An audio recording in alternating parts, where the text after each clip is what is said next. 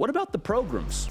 Again, not programs. What about the programs? The ones that are going to go ahead and win games in November, the ones that are going to compete for big-time bowl games, the ones that are maybe going to be in that playoff conversation. What about those teams? Who needs to be on offense in terms of being active in the portal? Now, I want to make this clear. There's a couple of ways to address the portal. It's still new. We're still figuring it out. There's a couple of ways to utilize it. The first is adding depth. And we're going to talk about a few of these programs, but a few of them need to just add depth at key positions, meaning the operation is functional. There's a lot you can still get out of it, but there is still a degree of gas you need in the tank to get to where you want to go, if that makes sense. You need some more tires that are built for off-road than just speed through the months of September and October. The other thing you got to look at in the portal, the other position that teams are in, the other way to utilize it, is you got to just kind of fix what's broken. And I think a good case study for that is USC. Now, USC has some other extenuating circumstances as they switched coaches and, had a number of other things going on outside of just the roster. But look at what they did. They just revamped a 4-8 roster and got them to the Pac-12 title game.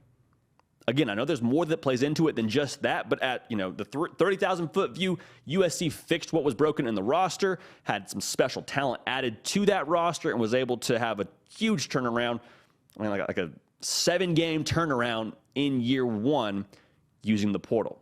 So a couple approaches there. But the programs that I think need to get active in the portal are as follows. I got 5 of them for you. Without further ado, the Florida Gators. Now, I think they have to fix what's broken at the quarterback spot because they don't have much depth. They don't really have a guy to go to unless you believe Jack Miller or Jaden Rashada is the guy to win you an SEC title, which is the standard in Gainesville. I think you need to look elsewhere. And there's a couple of guys that we mentioned already throughout this live show that I think could be a good spot for you to land or could be a good prospect to pick up, whether it's Devin Leary or Austin Reed. I think they need to add a quarterback. And on top of that, I think you need to add some tools on the offense for him to throw to. Ricky Pearsall, at the time of us being live right now, has made no decision on going to the NFL. And he is a phenomenal receiver. He's a great weapon for whoever's throwing him the football. But if you just have Ricky Pearsall, that's a tough way to depend on him every single Saturday. So if you can add somebody in the slot or another playmaker out wide, there's some options in the portal to do that. So adding some versatility in your pass game, I think could be really dangerous for Florida, something I would look to do. Also, the trenches. We talk about adding depth. Trenches aren't broken, but they got to add some depth there. Gervon Dexter, gone to the NFL. You need to be able to have some staying power when it comes to November, especially in the SEC. Because especially in the SEC, it's a line of scrimmage league. How often have we heard Kirby Smart talk about that at Georgia? Big human beings are what win you national championships. Big human beings are what win you conference titles. Florida has some good big human beings, but they need to add more of them. So when you get to November and everybody's beat up, everybody's bruised, you have a couple of lines to rotate in and out to be able to withstand what's coming downhill from you in that run game in the SEC. So that's important. So the trenches and the quarterback position and the receiver position all need to be addressed. And the reason why I think Florida needs to be so active, they've got a lot of talent still on that roster. Like the cupboard is very much not bare from a talent perspective in Gainesville. They lost 3 games last year by a 1-score margin. Okay, so the difference between 6-6 and 9-3 in your first year under Billy Napier is astronomical. And I think a lot of it has to do with depth, especially on the defensive side. So you retool the offensive side, add some depth on the defensive side. You could be in a good spot in year 2 under Billy Napier. So keep an eye on the Gators.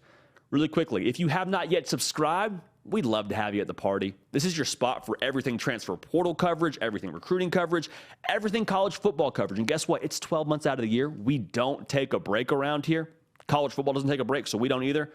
Make sure you're subscribed to the channel. We have a good time.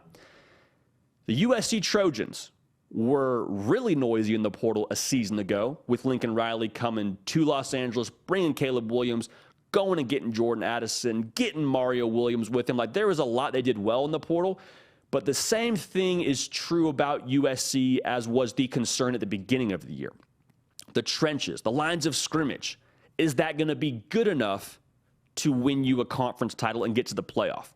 And the situation USC is in reminds me a lot of where Oregon was in the mid-2000s, like 2013 or so, 2014 or so, where Oregon, tons of talent, especially on the perimeter. Super flashy was like the verbiage we used talking about Oregon and how quick they went offensively, scored a lot of points. But every year, they would end up playing a really physical Stanford football team, and Stanford didn't have the athletes, didn't have the firepower offensively, but they were tough on the interior.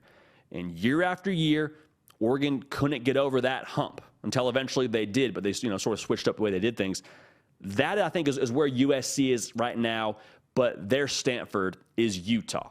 Twice this year, we saw Utah kind of impose their will, especially in the conference title game. The first game was rather close, but in the conference title game, Utah just dominated the line of scrimmage, dominated the trenches, and it was very clear that there was the haves on the line of scrimmage in Utah and how much they had built there and recruited there, and the have-nots in USC, who had, I think they had the Heisman Trophy winner in Caleb Williams, to keep it a buck with you, but they weren't able to have enough defensively to withstand that rushing attack from Utah.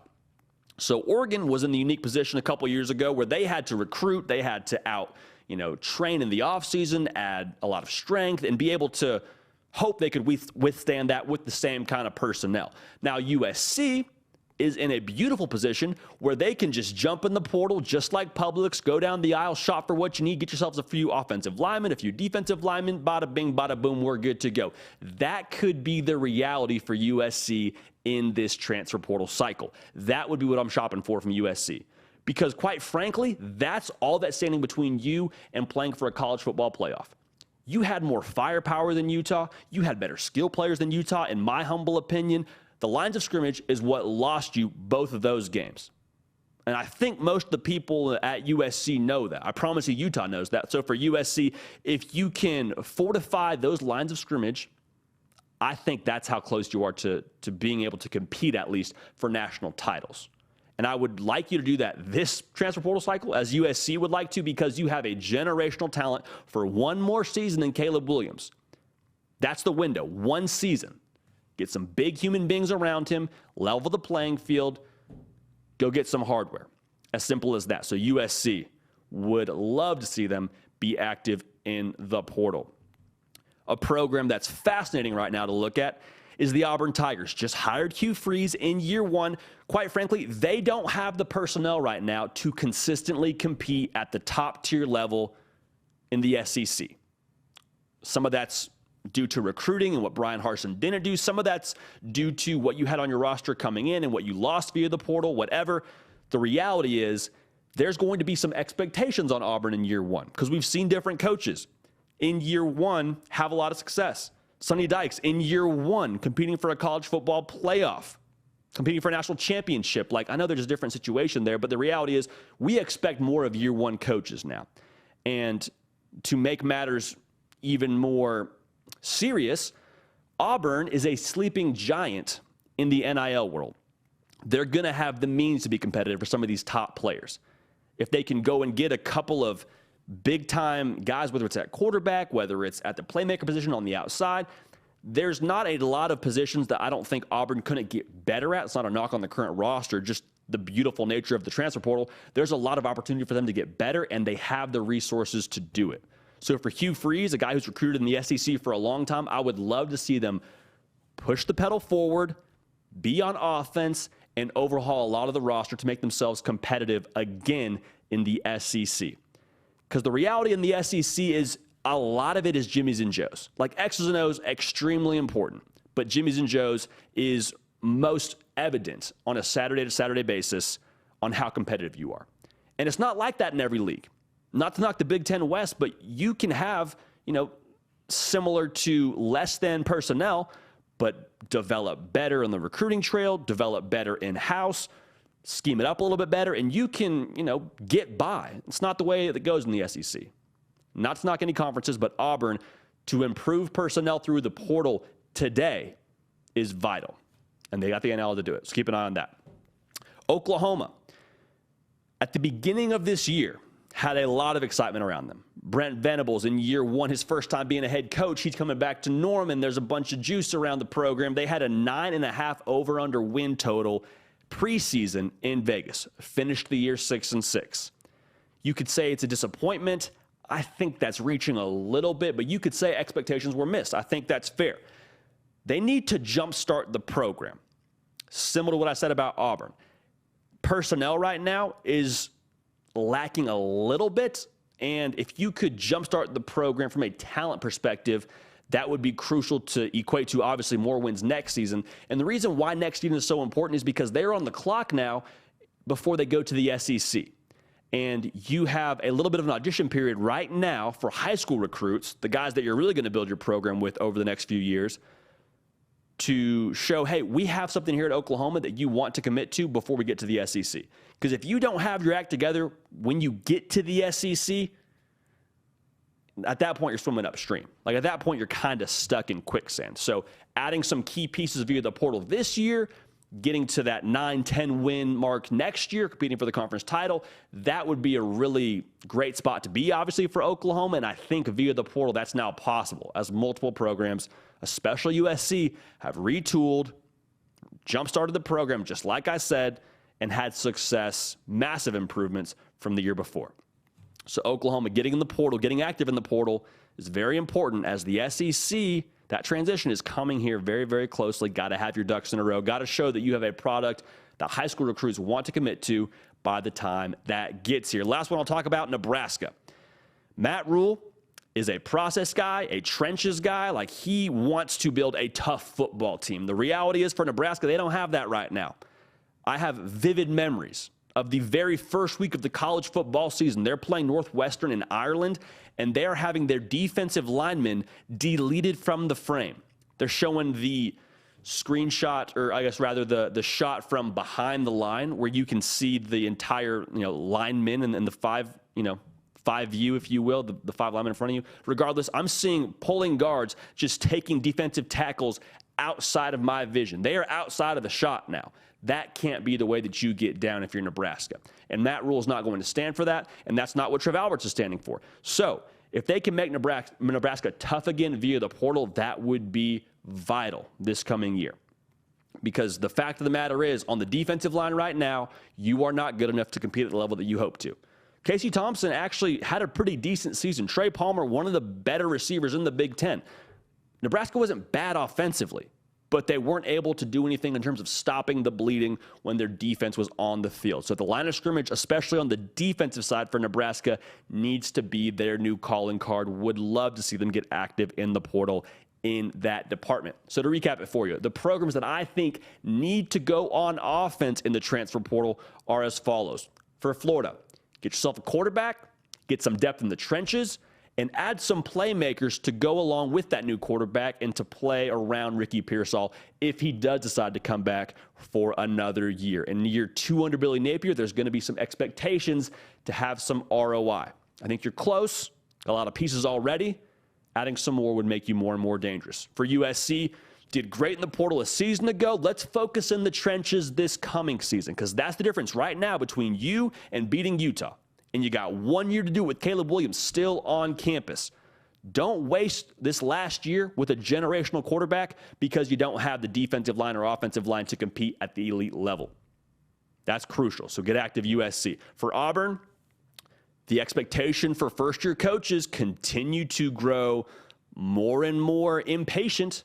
Not saying that's going to be the case for Hugh Freeze, but with how much NIL resources Auburn will have available to them, they have the opportunity to have access to some of these top guys in this portal class. And Hugh Freeze, a guy who knows how to recruit, make sure you capitalize on that if you're the Auburn Tigers. Personnel is not where it needs to be right now to compete in the SEC, but it can be if you get active in the portal. Oklahoma got to jumpstart the whole operation.